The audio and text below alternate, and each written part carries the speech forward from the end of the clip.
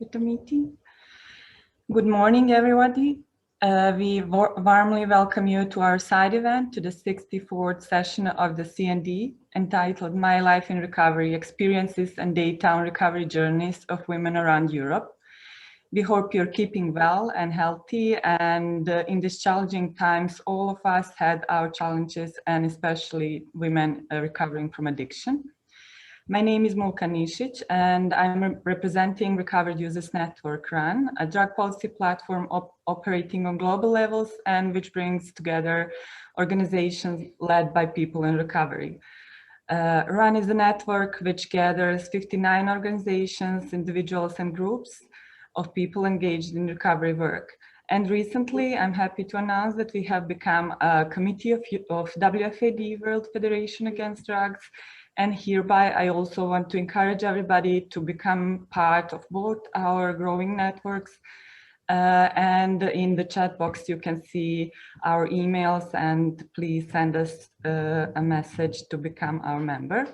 Our vision is to raise the voices of recovery movement, and by contributing to constructive and respectful drug policies for individuals, families, and communities. Our mission is to be a network which provides a voice for people in recovery and to promote and share the experiences on recovery on both political and practical levels. This year, our partners from Celebrate Recovery, WFAD and its gender working group, Patrignano, and the universities that do the research in recovery field, which is the University of Derby from UK, HOGENT, and University of Ghent, Belgium. We wanted to place the focus on research, experiences, and voices of women in recovery. And we want to emphasize the importance of gender perspective in future research services and services for recovery from addiction.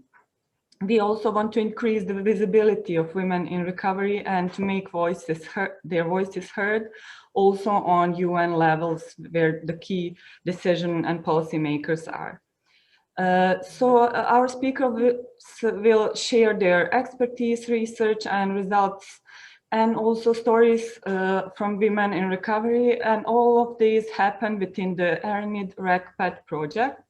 And the project has examined gender differences in UK, Netherlands, Belgium, and we also, as a Recovered Users Network, established a cooperation to expand this international database and to show the experiences of women across Europe and also Balkans.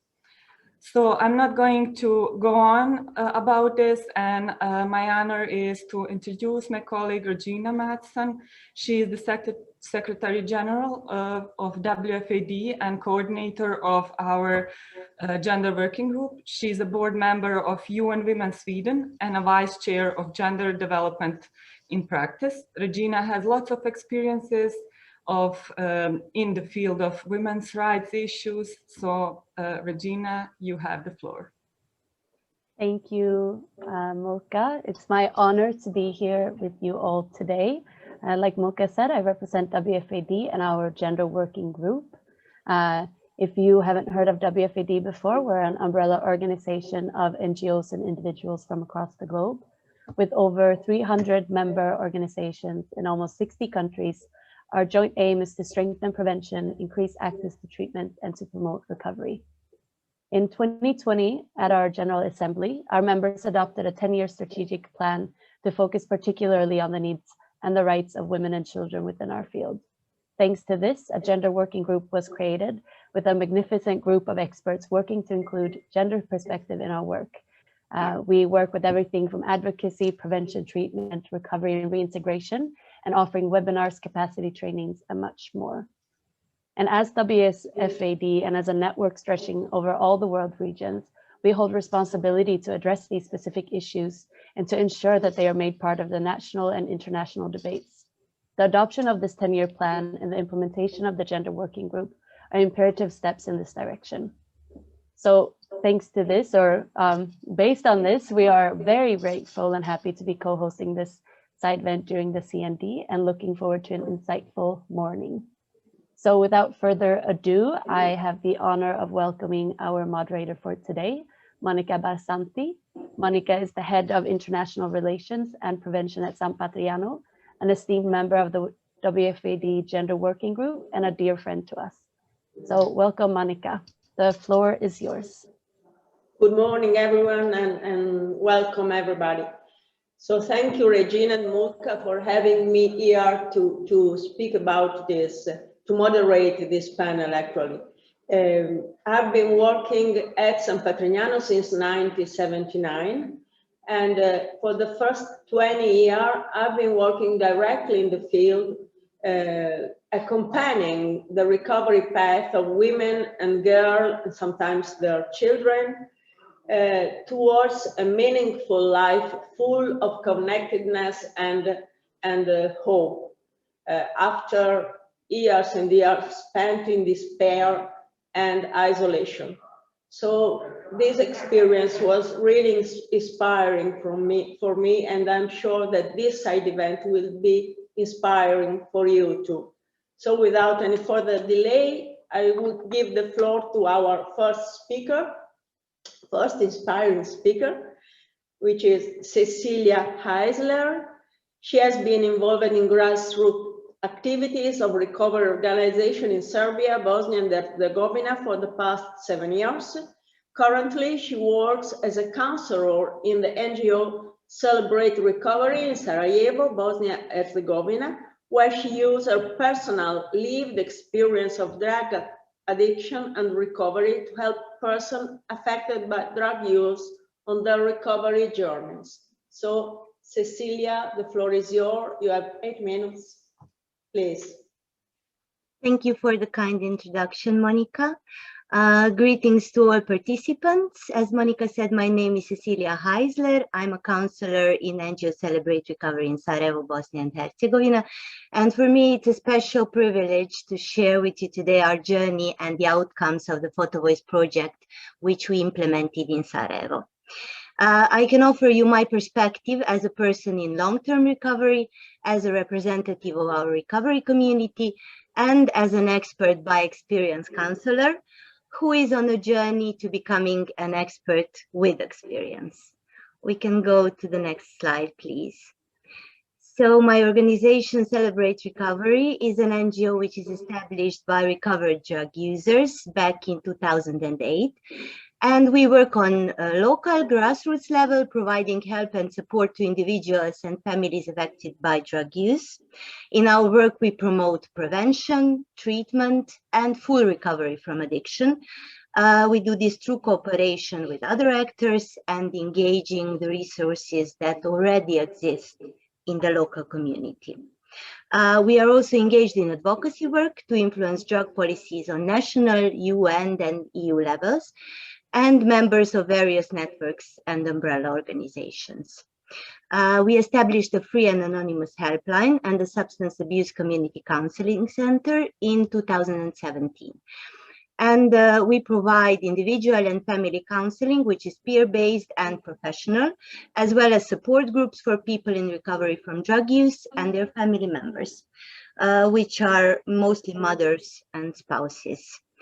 In the past year, we started providing online individual counseling and support groups, and we broadened our services to offer also meaningful and educational activities in our daily center for marginalized groups with addiction problems.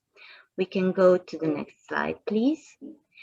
So in July 2020, we started applying Photovoice as an innovative tool in cooperation with HOGENT, Belgium, and with photographer Katie McCrow. Photovoice is a participatory research method in which people make photographs and talk about them, and it is a way of establishing their personal and social change. And in our Photovoice, the emphasis was on understanding the recovery pathways with a focus on lived experiences and to creating our shared dialogues about recovery to the creation of art. We invited 6 of our service users from the counseling center, female and also male, who are in stable recovery to take part in this research, and finished with an online exhibition of our photographs and narratives in December 2020. The online exhibition is still available, and I am inviting you to have a look. The link should be in the chat. So we followed the guidelines of our Belgian partners and started our research with the question, what led you to change and what is helping you to keep that change? By answering this and similar questions, we chose the themes Me Time and New Identity, alongside several sub-themes which were important to us and which we represented to photography. So through the medium of photography, we started telling our stories of recovery. As a part of Photovoice, we organized the photography course also for all the participants, where our photographer Katie McCrow taught us to better understand and use the language and method of photography to create pictures that would be a reflection of our personal change. We shared these photos and our experiences within a support group, and the discussions led to creation of personal and group narratives. I participated as a peer and as a co-facilitator, and I'm proud of the great work and the contribution of my peers, our champions of recovery. Some of them are here today, and I'm sending my special greetings to them. And I have to say that it is an honor to be the one who can make your voices be heard. Personally, I was surprised how deep and powerful were the insights and the benefits that I got, also on an emotional, but also on a professional level. I love the language of art, and it has helped me to connect with myself and to explain and accept life as long as I can remember. And I also use art in my counseling work, so there is no surprise there. But this project also helped me to understand the scientific concepts of recovery, the results of evidence-based research, not only on a cognitive level, but as a part of my own experience. So we can go to the next slide, please. Let me illustrate with some photographs and fragments of narratives that were created through the project. This is how I perceive the process of recovery. Transitions and victories are not accompanied with triumphal ceremonies, pomp, and confetti. They happen slowly through small achievements in everyday decision-making, through vulnerability and loss, falling and rising again, through 2 steps forward and 1 step back, through peeling back the layers and hiding again. And the hope in my heart that one day I will realize that I am a caterpillar who has eventually become a butterfly. It seems that it is embedded in human nature to expect change to be linear and black and white. But the reality is that we make 2 steps forwards and then take a step back, and that our recovery path seldom looks like a straight line and much more often as a messy, entangled ball. We can go to the next. I started working with people with drug-related problems and their families early in my recovery. I've shared my story, and I used my lived experience of addiction and recovery to connect and give them hope. I grew with them and through them. The benefit is mutual, but there is a price to pay. My life is an open book. I reach out my hand and I search for you in the dark because I know there is a way out. I feel your wounds as you feel my victory. And because of the time, maybe we could just go to the slide with chime. This is something that I wanted to show, how beautifully theory and practice are integrated and interlinked, because halfway my presentation, I realized that I have spelled out chime, which is a concept taken from mental health and that we first heard about from Dr. David Best, who applied it to the recovery field. Next slide, please. In conclusion, I would like to say that Photovoice is a powerful therapeutic tool we can use to explore and express ourselves as people in recovery. It can bridge scientific research and our individual experiences of recovery. Art connects people and communicates on a deep emotional level. For example, when the mothers from our support group saw this picture and heard the narrative, they were deeply touched in tears because it gave them an understanding of the perspective and emotions of their loved one with addiction. So this understanding of people in recovery that art brings can help in overcoming stigma. It also enables synergy between experts by training and experts by experience. So we could provide services which are best fitted to the needs of our service users. After all, we are all in recovery of some kind. Overcoming obstacles and leading a fulfilled and meaningful life is a goal that we all share. So I would like to thank you for your attention and to invite you once again to visit our online exhibition and to learn more about the project. Thank you.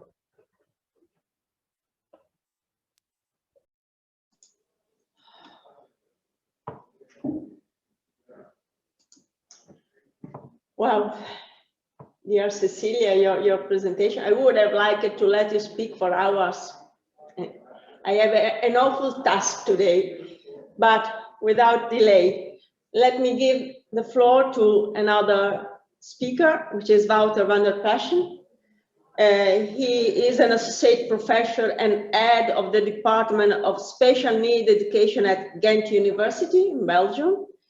He is a senior researcher in the field of addiction treatment, method, and recovery, and involved in various studies on addiction recovery and recovery-oriented support. So, Wouter, the floor is yours. Thank you, Monica. Good morning, everyone. Yes, this is the presentation I was looking for.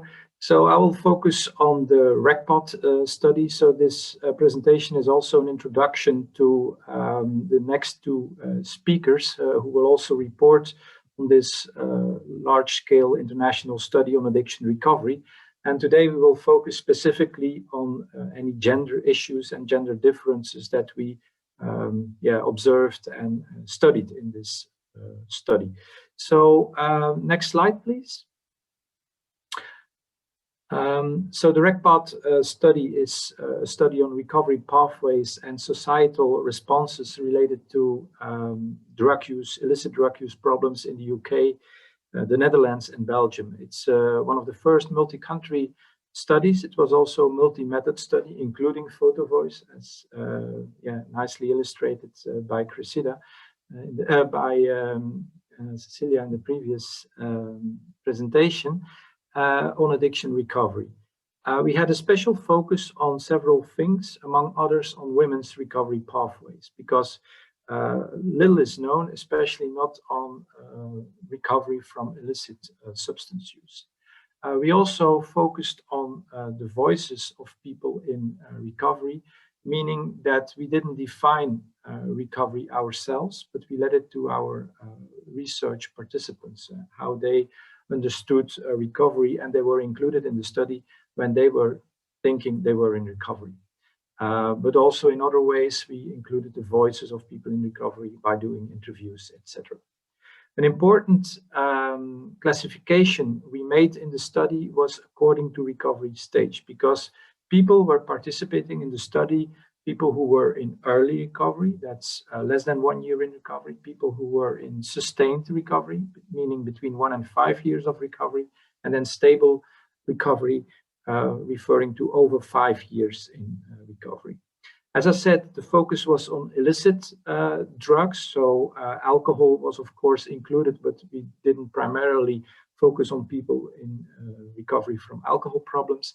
And an important part, and I think this is also part of it, An important part of the study was on building capacity for future recovery research and for making recovery also visible by enabling researchers to become PhD by involving a lot of organizations, a lot of people with lived experiences, etc. Next slide, please. This is the design of the study. And as you can see on the far left side, there is the Life in Recovery survey. And this survey was used both as a recruitment and as a research method. So we reached in the 3 countries over 700 persons. And some of these persons then further participated in a more comprehensive baseline assessment. About half of them did so. That is the outcome study at baseline.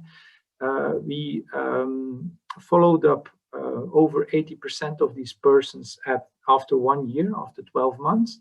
And then also we were able and are still doing part of this research to reach again over 250 participants with a COVID follow-up questionnaire, referring to the impact of COVID on people's recovery trajectories. And then you see the 2 boxes in green, which are referring to like sub-studies.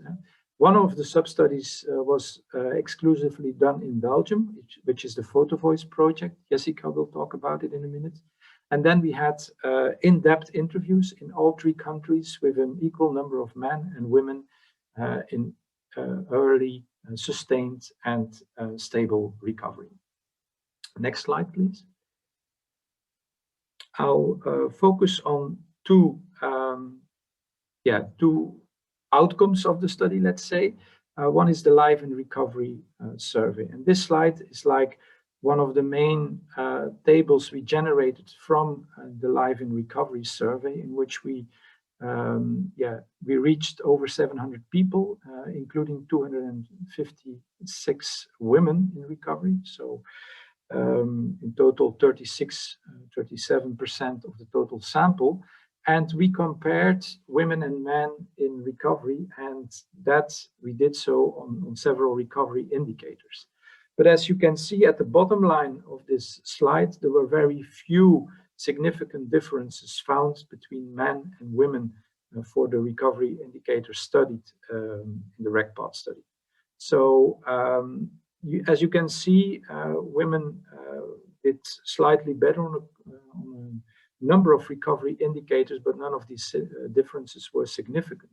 While we saw a lot of significant differences according to recovery stage, like people in stable recovery did much better on housing problems or involvement in crime or any use of substances, while this was worse among people in early or even in sustained recovery stages. The next slide, please. So the 2 last things I want to mention refer to the Belgium side, or the Belgian side of the qualitative interview study. And in this study, we looked at turning points towards addiction recovery. And I think, as Cecilia already mentioned, what became very clear from this qualitative study is that recovery is not about turning points, a moment or an event. It's much more about, like we mentioned here, layered pieces of recovery. So contextual facts that make and that enable recovery. And so it's about experiences, it's about facilitators that enable recovery.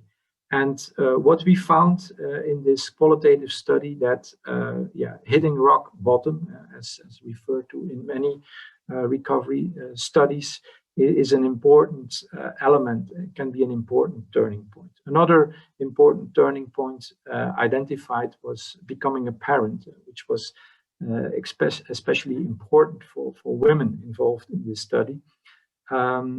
Starting treatment, going to treatment was another important turning point identified, as well as being aware of and being confronted with the negative experiences of drug use by experiencing an overdose or having an accident or going to jail or whatever. But again, I want to add here that there were like the facilitators and the contextual things that made recovery possible and that facilitated these turning points were as important. And there we refer to being aware and your environment, your social network that helps you to access treatment as one point. Being confronted with yourself, with the negative consequences of your drug use and your addiction as another important facilitator. Also, many respondents stressed the importance of no longer being involved in a drug-using environment as a very important facilitator. Sorry, Wouter, 1 more minute. Yeah, I was just about saying my last sentence, so I don't even need more minutes. And then being, and accepting, being accepted better by the family, by being accepted as someone in recovery by your social network is also a very important facilitator. So you can switch to the last slide, please. But I think that's more or less the summary what I've said and what has been said before. Recovery is an ongoing process, not a linear process, as illustrated also in the drawing here. And it's a complex interplay between various turning point experiences and also between various facilitators, but also people barriers that may hinder recovery. And we saw in some of the analyses we did that people who have more people in their social network, who have children, etc., experience far less recovery barriers and moved better in their recovery journey than people who didn't. So this is the conclusion, I think, of this part of the study. I'll pass on the word to Monica and also to David Best, who will further go into the study findings. Thank you. Thank you, Wouter. Your research, your studies are really important to let everybody know that recovery is possible. Recovery happens every day, everywhere, all around the world. So it is really fundamental that people have this hope in the future. I used to call one of my first presentations about recovery spreading hope, because I think that this is our role, to spread hope all around to those who don't believe that recovery is possible and suffer for this. So I have to give the floor to our next speaker, which is Dr. David Best, Professor of Criminology at the Department of Law and Criminology at Derby University and Honorary Professor of Regulation and Global Governance at Australian National University. David Best holds multiple degrees, including a master's degree in criminology and PhD in the psychology of addiction, having authored several books on addiction recovery, as well as written a vast number of publications, book, chapter, and technical reports. So, David, the floor is yours. Morning, Monica, and thank you very much. I intend to talk about some of the continuing work that we are doing around the Life in Recovery survey. And I guess I just want to start by saying, well, firstly, like Wouter, I'm afraid I'm going to present some boring tables and data, but some of the overarching themes I think are going to be quite important.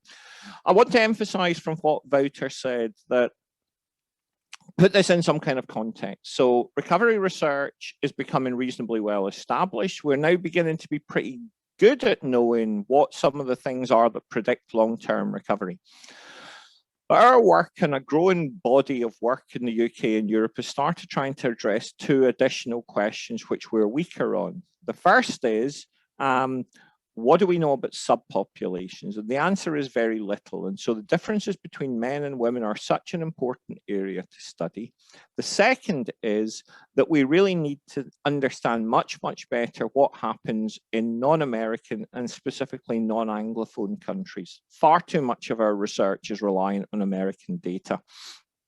And as one of the big things that this work has shown is that there are cultural differences between countries, and recovery is not universal, neither at the individual level, but nor at the societal or collective level. What I'm going to present is both some published data and some yet to be published new data. And I'm going to try and illuminate what I think are some important points that build on what we already know. Women and men have different addiction careers. Women and men typically have different treatment experiences, and women and men typically have different ways of coming out of addiction, and recovery looks different for men and for women. Next slide, please, Cressida. Right, so Wouter has already mentioned that a big part of the RECPATH study was the use of the Life in Recovery survey, and we use that. It's been used in a number of previous studies, and one of the important things about life and recovery studies is they typically generate roughly gender equivalent samples. So in the work we did in Australia and in the first UK life and recovery survey, it was pretty much equal numbers of men and women took part. I'm going to flick between two things: the survey that Wouter mentioned and also the additional work that's been done by Malka, Cecilia, Regina, and all our colleagues through RUN and various other organizations to try and help us produce this much larger sample that gives us some really interesting and important information. And has actually allowed us to develop a new recovery measure based on the Life in Recovery scale. So we've developed something called the Strengths and Barriers Recovery Scale, which allows us to look in more detail at some of those key transition points from addiction to recovery. Next slide, please, Cressida. Perfect. So this slide is from the first of the Strengths and Barriers Recovery Scales, and this just does use the RECPATH study. So this doesn't include the broader European sample, but I want to draw your attention to a couple of things. As you can see, there are some clear significant differences between men and women. So typically, in active addiction, which is the first two rows, men have more strength, so they have a kind of higher rock bottom, if you like, in terms of residual strength, but they also have more barriers. But what becomes apparent is that this transitions significantly, because if you look at women in recovery, they report markedly higher strengths than do men. So not only does it suggest a massive improvement, it also suggests a tipping point and a turnaround. And that women also typically report fewer barriers to recovery when they are in recovery. So what we measured was how many strengths do you have and how many barriers or unmet needs do you have at different stages. And what I think is really important is women look as if they are more problematic in their active addiction phase, but actually not only match men in the recovery journey, but also would appear to exceed them in the number of strengths. And that's in spite of the fact that we know that women are typically more likely to report unresolved emotional and mental health problems in recovery. Okay, so next slide, please, Cressida. I also, now we are going back to the bigger sample, so I'm sorry for jumping about, but I will now stick to the larger sample that includes the RUN database. I've run some new analysis just for this presentation, and I hope we might be able to write this up at some point for journal publications. Some of the things on here are not surprising at all. So we know that typically women will have shorter addiction careers than men. So they typically will start slightly later and finish slightly earlier. And as the slide shows, that women have a markedly shorter addiction career. Now, we know that not specific to addiction, but across a whole range of health behaviors, women are much better at help seeking generally. In spite of that, in spite of the overall duration of the substance using career, the actual time in reflection or recollection that is reported as problematic substance use is longer for women. So although their overall career is shorter rather, the time that they perceive substance use to be problematic is longer. In other words, what we may be seeing here is some indication that women have shorter addiction careers, but a much more concentrated problematic core component of that career. Now, this is early and speculative data on my part, but this is really interesting because I don't think this has been reported before. And this is not some kind of new novel effect of like a rebound or a halo effect, because as you'll see, women are typically further into the recovery journey at the time of reporting, of participating in our study. Next slide, please, Cressida. There are also some other interesting differences about pathways, and as Wouter mentioned earlier, one of the core purposes of the RECPath study was to look at not just those career factors about when people make transition, but how that happens. What are the core components of that process? And it's interesting to note that across all of the European countries, women are significantly less likely to report residential treatment. The slide should say 63.4% of women and 72.4% of men, not of mean. Some of them may be mean. I don't know what their personalities were like. More women than men had untreated emotional and mental health problems in recovery. And this is something that has been consistent through all of our life and recovery studies. And one of the beauties of developing this body of work is we start to be able to develop a much broader sense of country to country differences, over time differences. So we're building a body of knowledge. Something we haven't reported before, which I think is genuinely really interesting, is that more women have remained in steady employment in recovery than have men, and that more women have furthered their education during their recovery journey than men. And that might well be linked to that greater strengths and lesser barriers. So there's more of that kind of personal growth and development. And as I'll come on to in a second, more women have participated in family events, suggesting more effective family reintegration than is typically the case for men. And not surprisingly, more women have regained custody of a child. So there's some key interesting effects. And now, can we go on to the next slide, please, Cressida? I'm going to say a little bit, just quickly, about the second paper we have published on the strengths and barriers measure that we've developed from the life and recovery scale. And one of the things that I think is really interesting here, so this was just published in Frontiers of Psychiatry a few weeks ago. Relationship matters. Relationships matter. And as you will see, that there are not only gender differences in strengths and barriers, there are also differences by relationship status. And I mean, I've decided in the sake of brevity and time only to include dependent children, but this also applies to relationships, partnerships, that people who are in strong dyadic relationships report more strengths, they report fewer barriers, and they report greater increases in strengths and greater decreases in barriers. Why am I saying this in the context of gender? Well, certainly in the UK context, in our qualitative studies, what we have found is that recovery is more associated for women with dyadic relationships, with parents, with partners, and with children. With men, it's more commonly associated with group membership and group identity, which fits with John Kelly's findings on the mechanisms of 12-step recovery. So there's some interesting emerging developmental models here of where we're going with this. And we have to caveat this by saying, look, the life and recovery study uses a retrospective method, so people may well overstate how good things are now. They may well understate, or they may well also overstate how bad things were in active addiction. But that's continuous between populations, so shouldn't affect between population differences.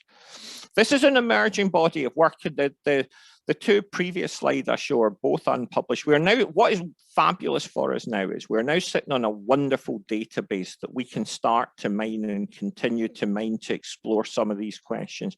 And an event like today is just crucial in generating some of those questions we can now empirically test with that database. Next slide, please.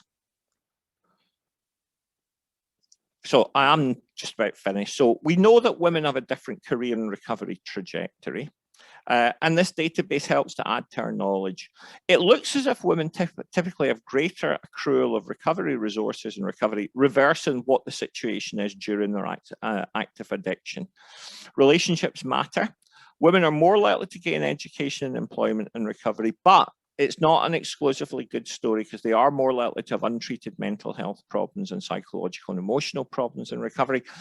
But what we have here is further evidence that points to the fact recovery is not a homogeneous phenomenon. Culture, context, and other factors really matter, and it is increasingly clear that gender matters. This is an understudied area, and we will attempt to address this, but I'd like to thank you all for inviting me today. This is a crucial area, and an area that needs both much more research and much more discussion and policy focus. And Monica, thank you if I went over my time for not shutting me up early.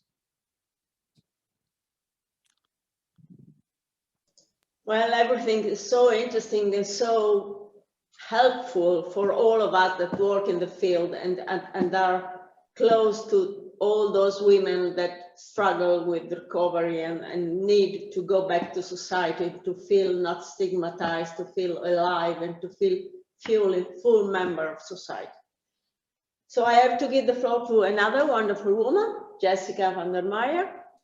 And she is a coordinator of the Equality Research Collective, University of Applied Science and Arts, Ghent, Belgium. The Equality Research Collective aims to counter the social exclusion of human beings in vulnerable living situations and to improve their quality of life and their guarantee of human rights. So women and women with drug use disorder are among the most vulnerable and excluded group of people. So the floor is yours, Jessica. Thank you, Monica. Good morning, everyone. In the next few minutes, I will give you an overview of the project Photovoicing Recovery Pathways, which we did in Belgium and was part of the large RECPAT study as introduced by Wouter. You can go to the next slide, please.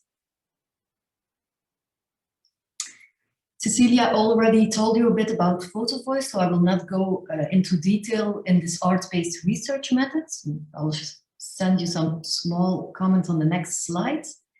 But maybe just one more thing I wanted to add is that Photovoice is all about point of viewness. You can go to the next slide.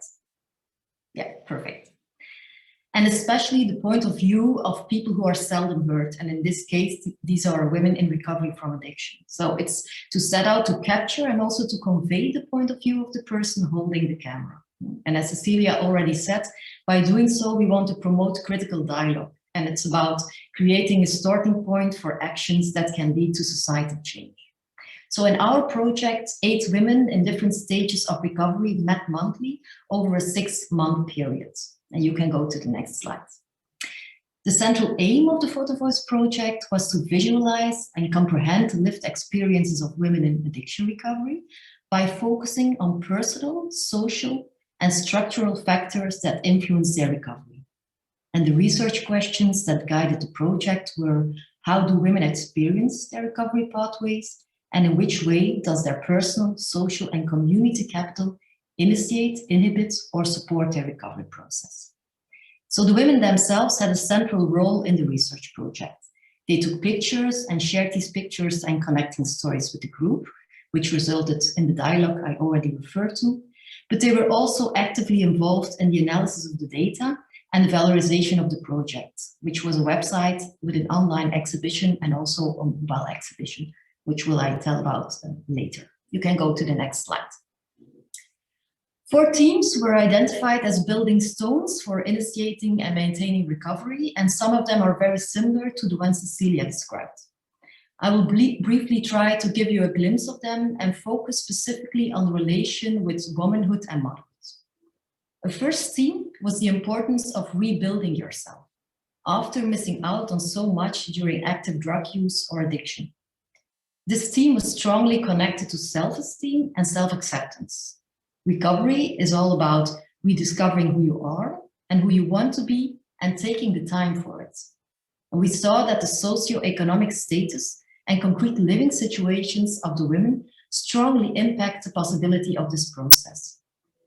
A specific topic for some women in recovery in relation to rebuilding me is the meaning of body weight and how this connects to ideals of beauty as illustrated in this picture.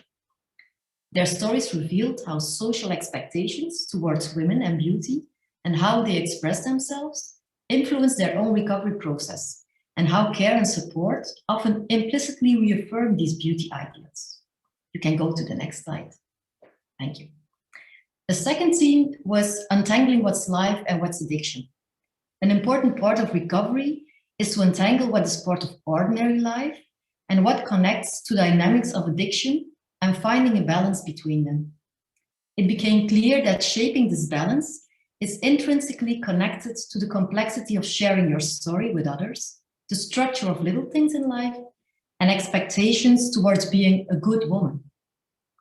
An interesting topic that was addressed by the participants is how the perfect other is seen.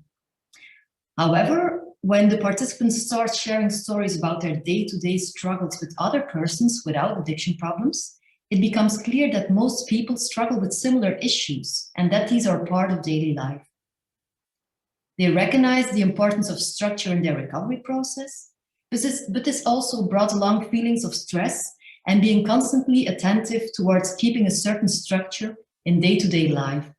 And at the same time, many participants often experience that there is no space for error in this process. There seems to be an ideal image of women that is centered around the idea of giving life and taking care of life. In this way, womanhood gets defined in relation to a woman as a mother, even if women don't have children. At the same time, there is an allocation to drug use and/or addiction as something destructive. And as a consequence, women who use drugs are seen as an ex-addict and a bad woman.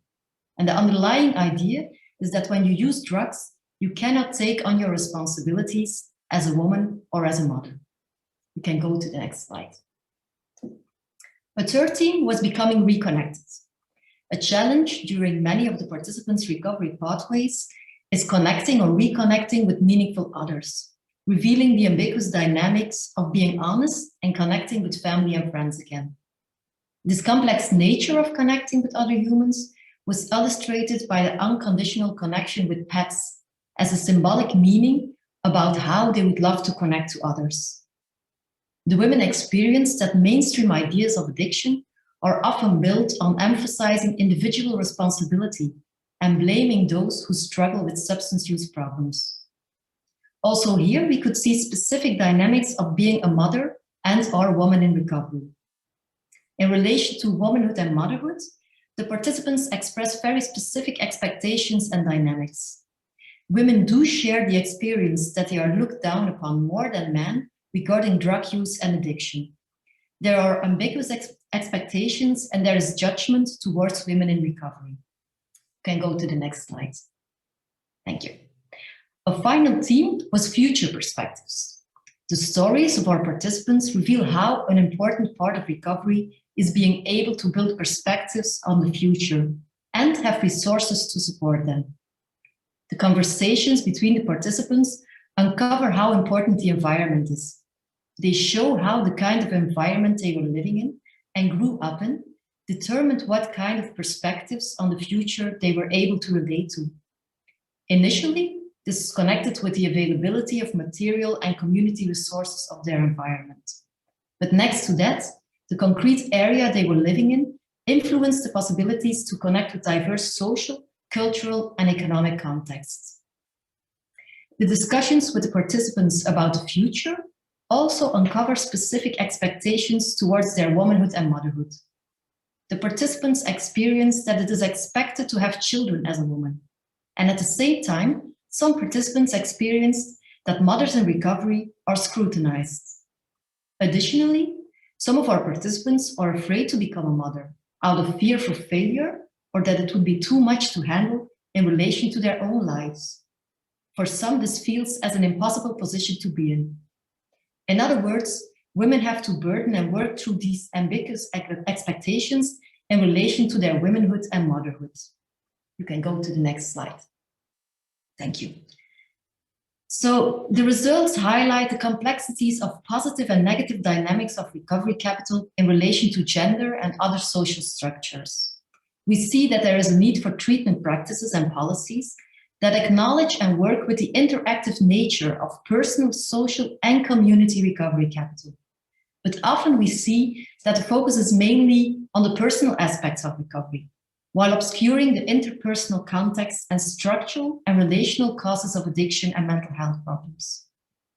This qualitative study also illustrated that the interactive and complex dynamics women experienced were shaped by contemporary conceptualizations and expectations about beauty, addiction, woman, and motherhood. So the findings from this Photovoice project demonstrate the strong interconnectedness of gender with socioeconomic status, age, and societal values and expectations. Negative conceptions about addiction were intertwined with ideas about how to be a good woman, which illustrates the social nature of recovery is not free from the influence of reproduction of specific social constructs such as gender. You can go to the last slide, please. On this slide, you find some more information. The first link is the link to the website we created on the Photovoice project. And the second link is the website to the RegPod project, where you can find more information on the other work packages of the project as well. Now, in order to give you an insight in the perspectives of the women who participated in the study, we also created a short video with one of the 8 women who participated in the Photovoice project. And in the video, she reflects on some of the important moments in her own recovery process, the role of recovery capital, and the meaning of the Photovoice project for herself. So I would like to show this video now with you. Thank you.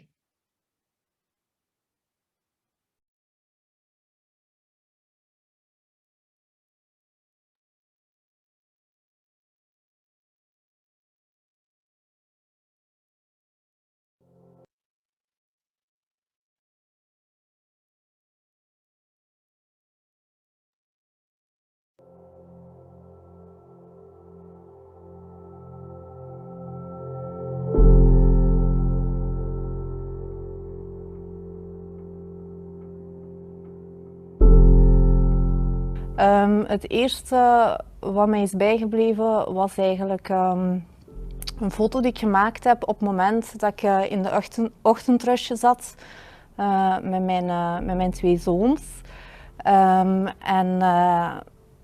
Waarbij dat ik eigenlijk toch de tijd heb genomen en ervoor gekozen heb om te stoppen. Want ik denk deel van het proces dat ik heb doorgemaakt is ook een stukje leren om het rustiger aan te doen, niet te veel hooi op je vork te nemen. En op die moment, die foto, was voor mij zo eventjes een moment waarbij dat ik kon stilstaan van amai. Eigenlijk zit ik in mijn dagelijks leven wel in een rush. En was dat voor mij heel speciaal om op die moment te kiezen voor even de rush los te laten. En stil te staan bij eigenlijk iets moois van de natuur dat ik zag.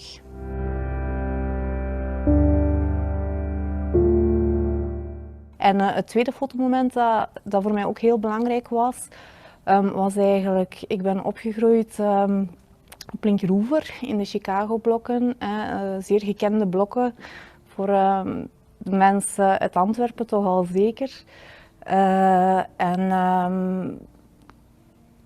Daar is eigenlijk voor mij alles een beetje begonnen. In de zin van, dat was een sociale wijk, waar dat er zeker drugs aanwezig was, criminaliteit aanwezig was. En dat is eigenlijk hetgeen dat ik heb meegekregen, van dat bestaat in het leven, dat is er. Zo, voor mij heel sprekend is bijvoorbeeld mijn moeder, die keek altijd naar Home and Away. En de gelukkige gezinnen en de mooie liefde en de vriendschap, dat bestond eigenlijk heel weinig bij ons. Dat was eigenlijk eerder overleven en zorgen dat je rondkomt met je eten en zorgen dat je niet in de gevangenis vliegt of dat je ja, overleven gewoon. Hè. Voor mij was dat, dit is het leven, meer is er niet, ook schoolsgewijs. Mijn moeder had niet gestudeerd, die had zelfs geen diploma. Dat was voor mij nooit een haalbare kaart. En dat is met dat idee ben ik eigenlijk opgegroeid. En van daaruit dat ik eigenlijk vanuit Photovoice de kans heb gegrepen eigenlijk om terug te keren. Dat is iets dat ik altijd al een keer heb willen doen. Ik was daar eigenlijk niet meer geweest van als ik heel klein was. En met Photovoice heb ik beslist van kijk, ik ga de demonen een keer terug opzoeken. Ik wil dat nog een keer zien. En dat was ook een heel sprekend moment voor mij. Echt een keer terug naar mijn roots. Ook om te zien hoe ver dat ik eigenlijk geëvolueerd was sinds toen eigenlijk.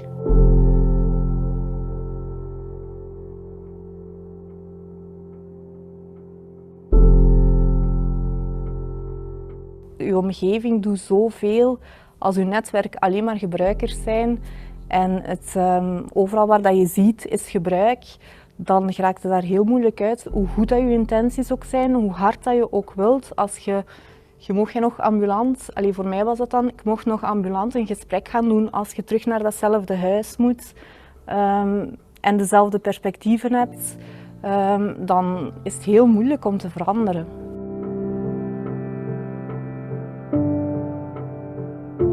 De foto van het stoplicht, het groene licht en het stopbord was het. Dat is voor mij sprekend voor de kansen die je wil. Het leven dat zegt ga maar, gaat ervoor, je kan het. En het stopbord eigenlijk zegt maar de kansen die dat er zijn voor jou zijn minder.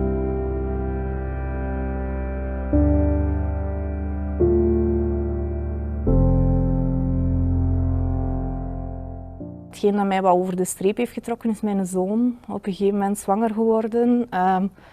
Ook weer die waarden en die normen die wakker worden. Wat wil ik mijn kind geven? Welke kansen moet hij krijgen in het leven? En van daaruit eigenlijk beslist van dit wil ik niet aan mijn kind meegeven. Ik wil dat mijn kind meer krijgt dan dat ik op verschillende vlakken heb gehad. En dan ben ik eigenlijk nog niet direct effectief iets gaan doen, maar dan ben ik wel meer en meer beginnen zoeken van kijk, wat is er in de maatschappij om mij te helpen, waar kan ik terecht, om dan uiteindelijk toch te kiezen voor een opname.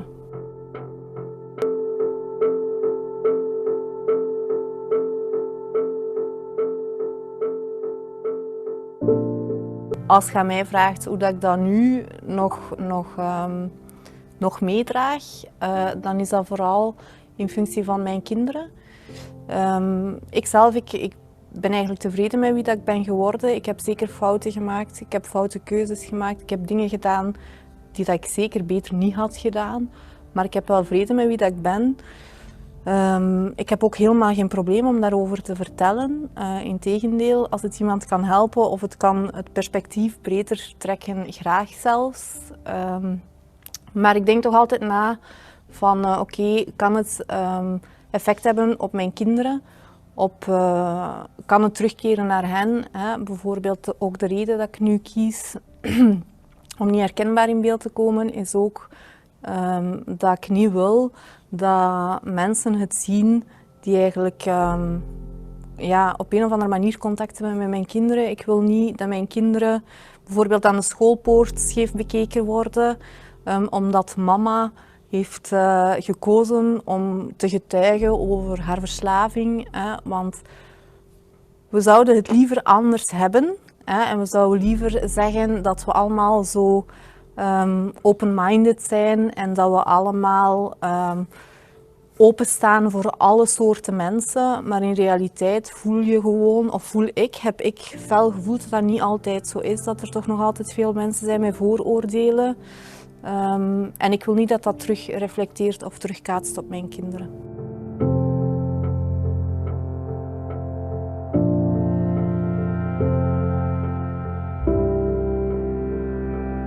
Ik heb echt genoten van het project. Om verschillende redenen.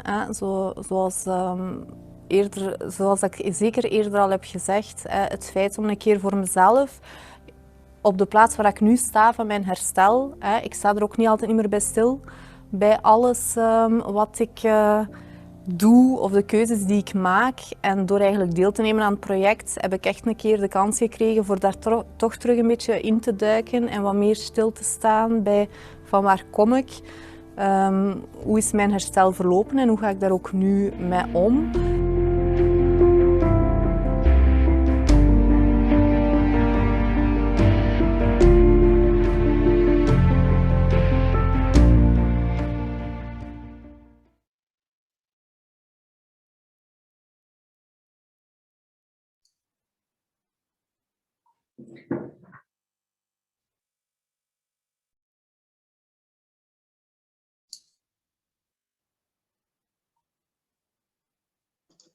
So this video is really moving, and we have come to a conclusion. I don't know what Mulka and Regina want to do about this, but the time is finished.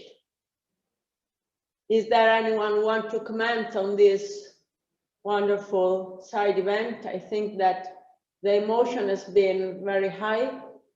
We all have been involved in this journey that a lot of people do every day, of course, with a lot of turning point, as Walter explicitly said. It is not a linear process. It's all made of difficult choice, difficult moment, but life is like that. It's difficult. And so anyone recovery from something anytime. Please, does anyone want to close? David, I would like you to close this panel. Oh, thank you very much, Monica. It has been a fascinating session. I see there's just been a question from Lucia, which I will attempt to answer now. Really just to say, I think what we are seeing clearly is a very strong evidence, one, for female recovery, that women recover. They recover in very specific and distinct ways. We're beginning to develop a scientific evidence base about it. I think we need to then work on how do we translate that to policy and practice. I think there's a big translation gap.